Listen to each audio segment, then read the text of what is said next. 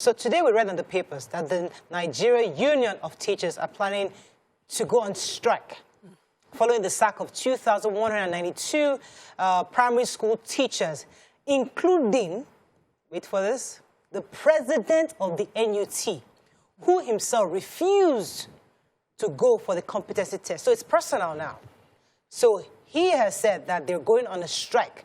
And according to him, there are better ways of going about this. And we'd like to hear Nigerians' thoughts on this, because this is not the first time Kaduna State is sacking teachers. In the past, I think they've about 2018, they sacked about 21,000 plus teachers, although they actually replaced them with 25,000 teachers recruited using a vigorous process.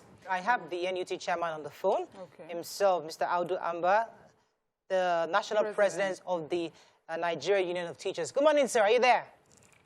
Good morning. How are you? Good. Good to have you on the show. So we've been discussing your matter, you know, and it would be great to get your perspective directly to know why you insist on this strike, especially because 2,000 people are about to be sacked from Kaduna State, or sacked from Kaduna State.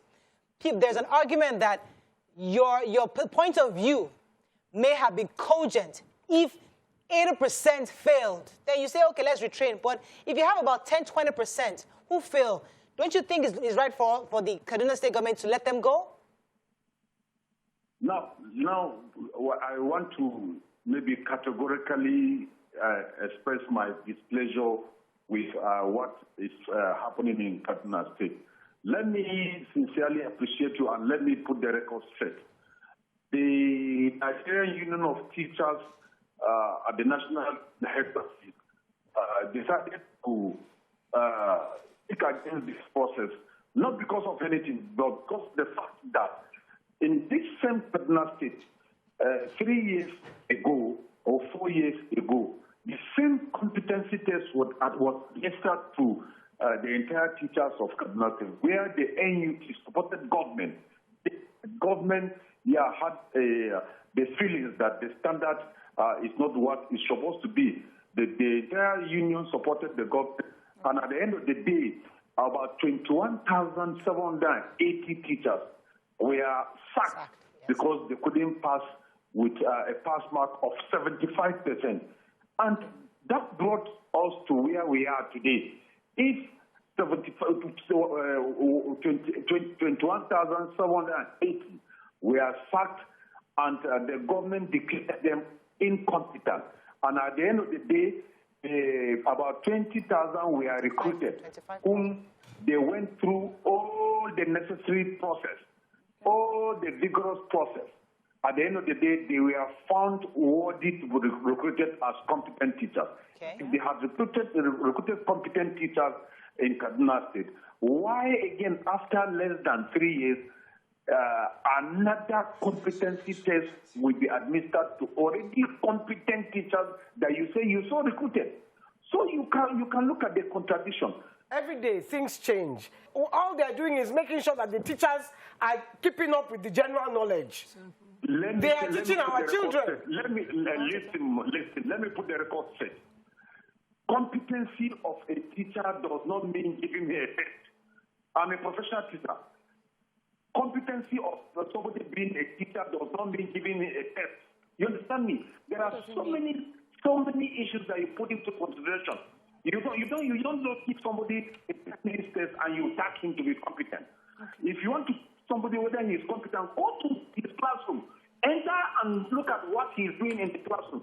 What are the quality assurance department doing? Let them visit the teachers in their school. Let them see them teaching in their various classes. That's where they can be able to assess whether such teachers are competent to be in the classroom or not. Well, you can't just sit down under a closed door and take 10 minutes question, and at the end of the day, you will tell somebody whether he is competent or not competent. These teachers that were so recruited 3-4 years ago, you understand me? Yeah. As I speak with you, the civil service rules say in Kaduna State that if you recruit somebody after 1 year, you should give him permanent and pensionable appointment. These teachers have been teaching for the past 4 years under probation. So the Kaduna State Government is trying to casualize the civil service system.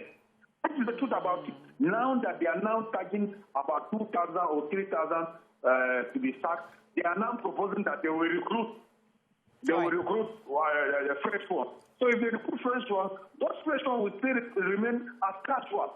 If you're employed by an employer and your employer requires you to do a test, knowing that you're still on probation, do you just decide not to do the test? Now, yes, you have the employer has the right, and you have the right not to do the test. Okay. Okay, then you face the consequences. Then maybe you have a right also to the consequence. And you also have the right. Well, my own is that why did we have to get to the position, to this point where we're talking of nationwide strike?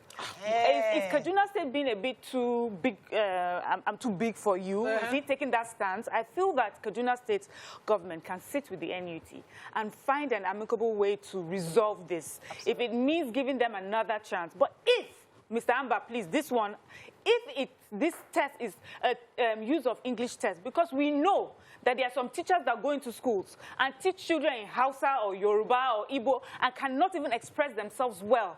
I feel that those sort of people can go get the proper education to be proper teachers in Nigerian schools before they can come back, if that's what the test is about. What I'm afraid of, Miriam, is that you are on probation, supposedly for 1 year, but it turned out to be 4 years. Let's assume that something happened, something went wrong with the system, and so you didn't get your, perfection of your service and all of that, and all the paperwork that you needed. But during that time, you safe. You cannot now say to the employer that, don't test me until you, what are you afraid of in taking a test? If you're going to ask your students, you know the way they used to come into secondary school and say, everybody, cut a sheet of paper, today's test. The child cannot say that, you didn't give me 2 days notice. We are not abroad, they will send you email. You cut paper, write that test, you pass and where, you pass and where, you have failed that course. If teachers are allowed to do that to students, why are they afraid of a test that the government even put notice on?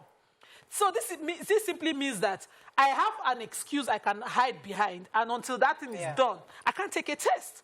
Anybody can be called to take a test. Within the civil service, for you to get promoted, there's various tests you must do. You prepare or you don't prepare. Once you don't pass, you get out of the system, even if you have been confirmed.